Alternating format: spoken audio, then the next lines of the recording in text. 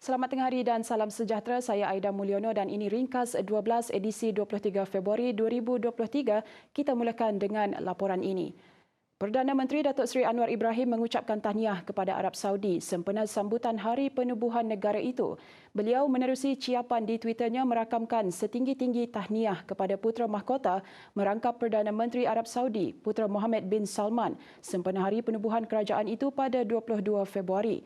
Anwar berkata Malaysia komited untuk meningkatkan hubungan persaudaraan dengan Kerajaan Arab Saudi ke tahap yang lebih tinggi, terutamanya dalam perdagangan, pelaburan, pendidikan dan budaya serta meneroka bidang kerjasama baru yang berpotensi. Hari Penubuhan Arab Saudi disambut pada 22 Februari bagi memperingati penubuhan kerajaan itu pada 1727 oleh Imam Mohammed bin Saud dan diisytiharkan sebagai cuti umum tahun lepas. Sarawak bakal menubuhkan sebuah pusat sukan berprestasi tinggi bagi memastikan atlet Sarawak bersedia dalam sebarang tamasya sukan dalam dan luar negara. Menteri Belia, Sukan dan Pembangunan Usahawan Datuk Seri Abdul Karim Rahman Hamzah memaklumkan pusat itu kelak akan memudahkan semua atlet berlatih dalam kemudahan yang canggih dan lengkap sebagai persediaan untuk sebarang tamasya. We need to have a center of high performance. Gone are the days where you keep on training like crazy day in, day out, without looking at the sciences, the food and all that. We need all that to be better in sports. That's where we have got the sport village, we have got the center of high performance in one place. And from there, I believe we would be able to be achieving glory and turn Sarawak into a sport powerhouse. Pada masa sama, beliau berkata beberapa kompleks sukan mini juga akan dibangunkan bagi mencungkil bakat tempatan dalam pelbagai arena sukan. Pasukan Polis Marine PPM Wilayah 5 Miri berjaya menumpaskan cubaan menyeludup minuman keras dalam 2 serbuan berasingan di Miri pada Selasa. 2 lelaki tempatan berusia 30 dan 31 tahun ditahan selain 2 buah lori yang dipercayai digunakan untuk membawa barang seludup tersebut turut dirampas bagi membantu siasatan kes.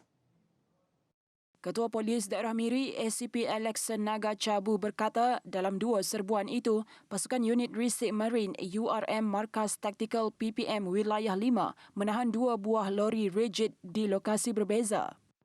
Pada Selasa semalam, iaitu kira-kira jam 11 pagi, pihak kami yang menjalankan operasi yang kami namakan sebagai Op Kontraban telah menahan dan memeriksa 2 buah lori jenis rigid di 2 lokasi yang berasingan, iaitu operasi yang pertama bertempat di Jalan Miri Bypass iaitu dekat Riam dan kedua di tepi Jalan Bakam iaitu sebelum lampu isyarat yang berdekatan dengan sebuah masjid di Bandaraya Miri ini. Pemeriksaan yang dilakukan mendapati kedua-dua buah lori yang membawa muatan minuman keras iaitu jenis Guinness Torrent Extra Stout dengan keseluruhannya sebanyak 710 kartun yang dianggarkan bernilai RM136,320. Siasatan awal pihak polis mendapati kedua-dua pemandu terbabit gagal mengemukakan sebarang dokumen yang sah daripada pihak kastam. Pihak kami percaya kesemua muatan minuman keras yang berkenaan iaitu yang dibawa oleh kedua-dua buah lori berkenaan disyaki dibawa tanpa cukai kastam dan disyaki melakukan kesalahan di bawah Akta Kastam 1967 di mana nilai keseluruhan rampasan yang telah berjaya dirampas pada Selasa itu iaitu termasuk 2 buah lori adalah berjumlah RM281,320. Tambahnya, kesemua barang rampasan dan tangkapan diserahkan kepada Pegawai Penyiasat Jabatan Siasatan Jenayah Ibu Pejabat Polis Daerah Miri untuk siasatan dan tindakan lanjut.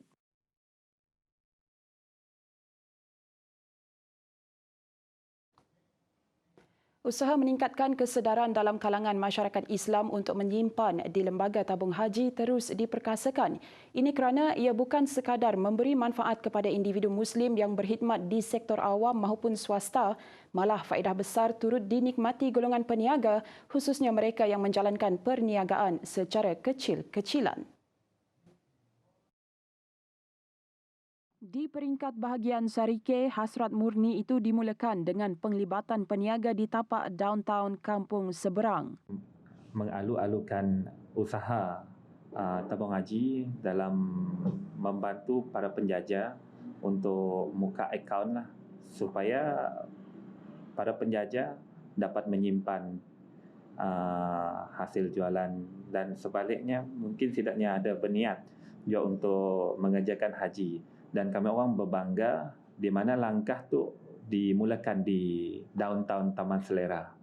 Kami orang di downtown akan sentiasa membantu segala apa usaha untuk memanfaatkan kebaikan masyarakat sekitar, terutamanya penjaja-penjaja kecil Islam di sekitar Sarike. Menurut Alif, inisiatif yang dilaksanakan oleh tabung haji itu merupakan kesempatan terbaik kepada peniaga untuk menyimpan sebahagian daripada hasil jualan mereka. Malah katanya banyak kelebihan boleh dinikmati oleh penyimpan, antaranya termasuklah tidak memerlukan modal yang besar untuk membuka akaun. Bagi pihak downtown, katanya mereka akan memberi sokongan sepenuhnya dan bersedia membantu usaha murni institusi berkenaan. Jadi kami orang dah dengar taklimat ringkas daripada pegawai yang terlibat, di mana dari segi pembukaan akaun tabung haji sangat-sangat mudah, di mana setidaknya pun boleh melalui link www.tijari-ith.gov.my, ataupun kita orang perlu hadir ke pejabat dengan mengembak dokumen pengenalan diri, ataupun kita orang pun boleh mengembak ahli keluarga juga di situ lah. Beliau berkata demikian selepas mengadakan kunjungan ke pejabat tabung haji Sarike pada Rabu.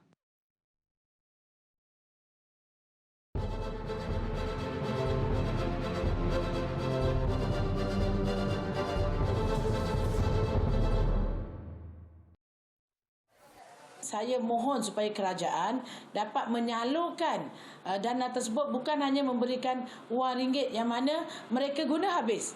Okay, tapi kita mahu supaya mereka diberikan jalan ataupun laluan yang mana peluang-peluang perniagaan.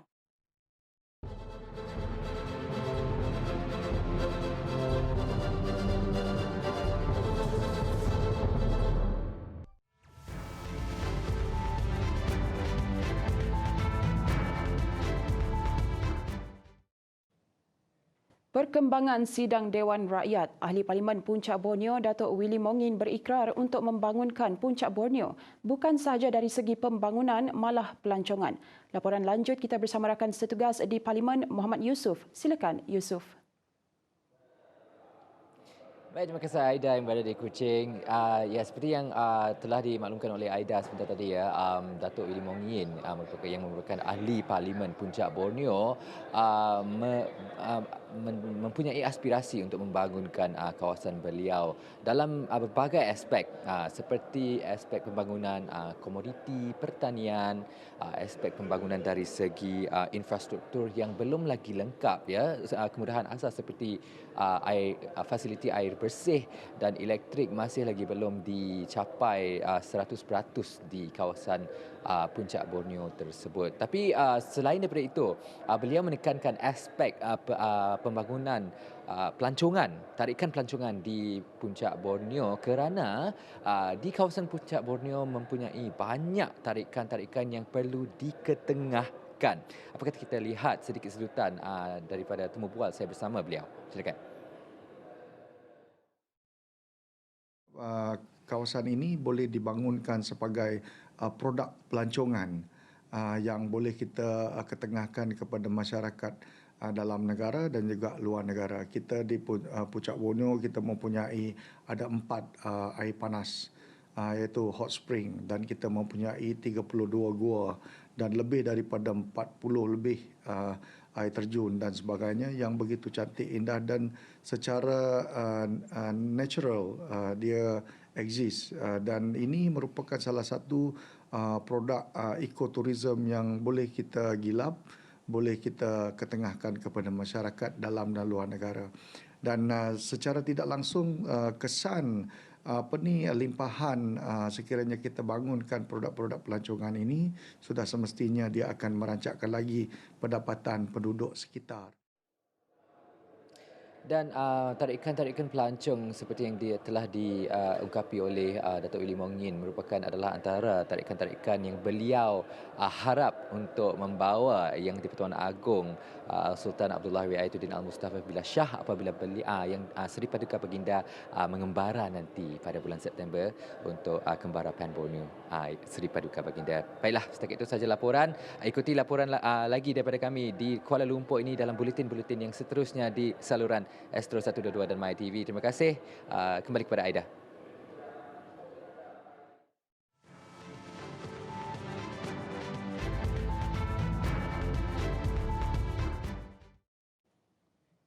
Terima kasih Yusuf untuk perkembangan itu. Baiklah, ringkas 12 berhenti di sini. Saya Aida Mulyono. Salam hormat dan jumpa lagi.